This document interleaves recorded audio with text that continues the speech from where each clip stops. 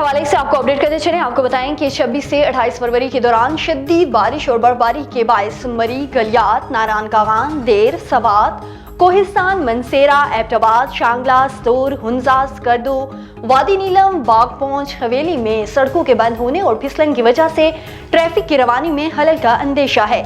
शदीद बारिश और बर्फबारी के बायस खैबर पख्तूनख्वा के पहाड़ी इलाकों, कश्मीर, गिलगित बल्तिस्तान, मरी और गलियात में लैंड स्लाइडिंग का भी खतरा है।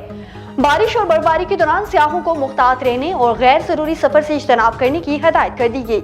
आज रिकॉर्ड की गई कम से कम दर्जा हरारत में पारा चनार -5, लिया -3, गोप्स -2, कलाम, मारा अंजबा और स्कर्दू में -1 डिग्री सेंटीग्रेड रिकॉर्ड किया गया।